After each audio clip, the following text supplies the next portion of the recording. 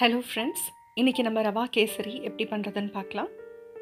சின்னவங்கள்லேருந்து பெரியவங்க வரைக்கும் எல்லாருக்குமே ரொம்ப பிடிச்சமான, அதே சமயத்தில் செய்கிறதுக்கும் ரொம்ப சிம்பிளான ஸ்வீட் வந்து ரவா கேசரி. என்னோடய சின்ன ரிக்வெஸ்ட், இதில் தயவு செஞ்சு ஆர்டிஃபிஷியலான ஃபுட் கலர்ஸ் எதுவும் சேர்த்துக்காதீங்க. இன்கேஸ் உங்களுக்கு கலர் வேணும் அப்படின்னா குங்குமப்பூ சேர்த்துக்கோங்க. என்னோடய ஃப்ரெண்டு பீட்ரூட் ஜூஸ் கூட யூஸ் பண்ணுவாங்க, கொஞ்சமாக சாறு எடுத்து. ஸோ இப்போ நம்ம ரெசிபிக்கு போகலாம். இப்போ நான் வந்து ஒரு நான்ஸ்டிக் கடாய் எடுத்திருக்கேன், ஃப்ளாட்டான பேனு.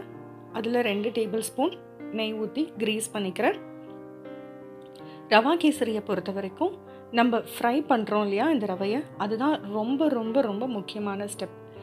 இந்த ஸ்டெப்பில் ரவை கரெக்டாக நமக்கு ஃப்ரை ஆகிடுச்சு அப்படின்னா இந்த கேசரியோடைய அவுட்புட் வந்து ரொம்ப சூப்பராக இருக்கும். கரெக்டான பதத்தில் நம்ம வறுத்து எடுத்துட்டோம்னா நமக்கு செஞ்சு முடித்ததுக்கு அப்புறமேட்டும் அந்த கேசரி சாப்பிடும்போது ஒரு மாதிரி ஒட்டுற மாதிரியோ வேகாத மாதிரியோ குழஞ்ச மாதிரியோ எஃபெக்ட் இருக்காது. நல்லா நெருன்னு ரொம்ப அருமையாக இருக்கும் அவுட்புட். ஸோ எப்படி நமக்கு வறுத்தாச்சு அப்படின்னு தெரியும்னு பார்த்தீங்கன்னா, நீங்கள் வறுத்து அந்த ஒரு லேசாக கலர் மாறுறப்போ ஒரு நல்ல அரோமா, அது அந்த அந்த ஃப்ளேவர் நல்ல ஸ்மெல் வரும். அதே நேரத்தில் உங்களுடைய அந்த ரவை கொஞ்சம் லைட்டாக இருக்கும். ஸோ இதை நம்ம ஆறுறதுக்கு ஒரு தட்டில் ட்ரான்ஸ்ஃபர் பண்ணிடலாம். இப்போ அடுத்து நமக்கு தண்ணி. ரவை கேசரிக்கு 1:2, ஒரு பங்கு ரவைக்கு 2 பங்கு தண்ணி எடுத்துக்கோங்க. கொஞ்சம் உங்களுக்கு இலகுன மாதிரி தேவை அப்படின்னா ஒரு 2.25 2.5 வரைக்கும் கூட தண்ணி சேர்க்கலாம். நான் 2.25 சேர்த்துருக்கேன், அதுவே ரொம்ப கரெக்டான அளவாக இருந்தது. இப்போ தண்ணி சூடாகிறதுக்குள்ள நம்ம அந்த சைடு ஒரு சின்ன கடாய் வச்சு நம்மளுடைய முந்திரியும் திராட்சையும் நெய்யில் வறுத்து எடுத்துக்கலாம். ஸோ ஃபஸ்ட்டு முந்திரியை போட்டுருங்க. முந்திரி லேசாக கலர் மாறினதுக்கப்புறம் திராட்சையை போட்டுடலாம். ஏன்னா திராட்சை ரொம்ப சீக்கிரமாக உருண்டு பந்த மாதிரி வந்துடும். ஸோ கேஷ்யூவும் நல்லா கோல்டன் ப்ரௌன் ஆகிட்டு உங்களுடைய கிரேப்ஸும் நல்லா இந்த மாதிரி நல்லா உருண்டையாக பந்த மாதிரி வந்ததுக்கப்புறம் நம்ம அதை தனியாக எடுத்து வச்சிடலாம் ஒரு கிண்ணத்தில். இப்போ தண்ணி நல்லா சூடாயிடுச்சு. இப்போ நீங்கள் ஏலக்காய் பொடி சேர்க்கலை அப்படின்னா, வெறும் ஏலக்காயாக வச்சுருக்கீங்கன்னா அந்த ஏலக்காயை லேசாக ஓரத்தில் கிள்ளி இந்த சுடுதண்ணிலே போட்டுருங்க. அதுக்கு மேலே நம்மளுடைய ரவை, ரோஸ்ட் பண்ணி வச்சுருக்கிற ரவையை ஆட் பண்ணிடலாம். இந்த ரவையை நல்லா கிண்டி விடணும். இந்த ஸ்டேஜ்லேயே சின்ன சின்ன லம்ப் எதுவும் இல்லாமல் நல்லா அதை உடச்சி விட்டு நல்லா கிண்டிக்கோங்க. ஆக்சுவலாக இந்த ரவையை ஆட் பண்ணிட்டோம் சுடு தண்ணியில் அப்படின்னா உங்களுடைய ஃபுல் ப்ராசஸுமே ஒரு 5 to 7 minutesல முடிஞ்சிடும். ஸோ நீங்கள் கண்டினியூஸாக இந்த மாதிரி ஒரு நல்ல ஸ்பேட்டலாக வச்சு கிண்டிகிட்டே இருங்க. கொஞ்ச நேரத்துலேயே இந்த பதத்துக்கு வந்துடும். லேசாக தண்ணி பதம் இருக்கும்போதே, ஈரப்பதம் இருக்கும்போதே நம்ம சர்க்கரையை ஆட் பண்ணிக்கணும். இப்போது சர்க்கரை பார்த்தீங்கன்னா 1:1 ஆட் பண்ணியிருக்கேன். இதுவே கரெக்டான அளவு சுகர். உங்களுக்கு இன்னும் சர்க்கரை தேவைன்னா இன்னும் கொஞ்சம் கூட நீங்கள் ஆட் பண்ணிக்கலாம். ஸோ சர்க்கரை ஆட் பண்ணதுக்கப்புறம் அந்த சர்க்கரையும் இலகி விடும் இல்லையா, ஸோ அதையும் நல்லா பிரட்டிக்கோங்க.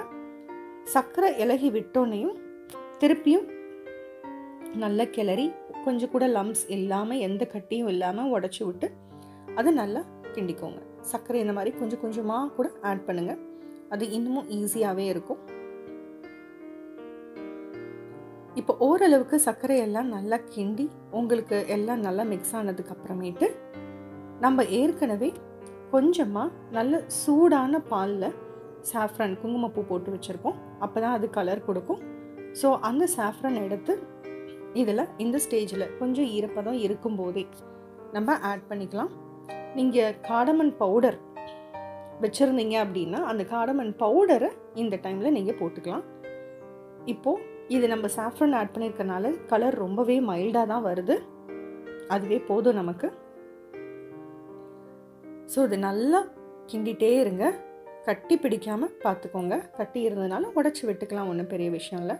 இப்போ ஓரளவுக்கு தண்ணியெலாம் இழுத்ததுக்கப்புறம் நான் 3 டேபிள் ஸ்பூன் கீ ஆட் பண்ணியிருக்கேன். இது நான்ஸ்டிக்குன்றதுனால 3 டேபிள் ஸ்பூன்.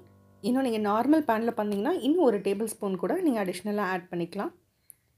இந்த ஸ்டேஜ்க்கு அப்புறம் முதல்ல நம்ம ஆட் பண்ண கீயை நல்லா ஈவனாக ஸ்ப்ரெட் ஆகிற மாதிரி கலந்துக்கலாம். அதே மாதிரி எப்பயுமே கட்டி இல்லாமல் உடச்சி விட்டுட்டே வாங்க. இந்த மாதிரி பேனில் நம்ம செய்கிற கேசரி வந்து ஒட்டவே கூடாது. அப்படி நல்லா திருப்பி விட்டால் அப்படியே ஈஸியாக வரணும். ஸோ அதுதான் வந்து பதம் கரெக்டாக வருதுன்றதுக்கு நமக்கு ஒரு சிக்னல்.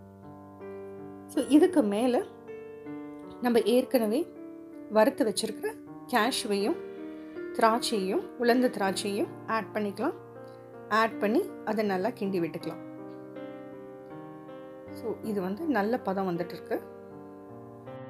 நம்ம தண்ணியில் ரவை ஆட் பண்ணதுக்கு அப்புறமேட்லேருந்து ஃபைனல் ஸ்டேஜ் வரைக்கும் மீடியம் ஃப்ளேம்லேயே நம்ம இந்த ஃபுல் ப்ரிப்பரேஷனையும் பண்ணி முடிச்சிடலாம். அதுவே கரெக்டாக இருக்கும்.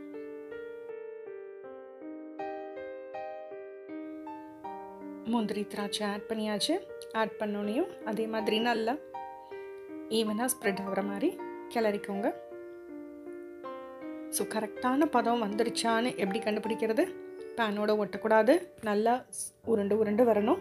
அதே சமயம் உங்கள் கேசரியில் ஒரு நல்ல கிளேஸ் வந்து தெரியும். ஸோ அதுலேயே நமக்கு கேசரி ரெடி ஆகிடுச்சுன்னு தெரியும். இது ரொம்ப டைம் எடுத்துக்காது. பேனில் ரவையை போட்டு ஒரு 10 நிமிஷத்துக்குள்ளே நம்மளோட ஃபுல் ப்ராசஸ் முடிஞ்சிடும். அதனால தான் இது ரொம்ப சட்டன்னு செய்கிற ஸ்வீட். பதம் ரெடி. சூடாக சர்வ் பண்ணுங்கள்.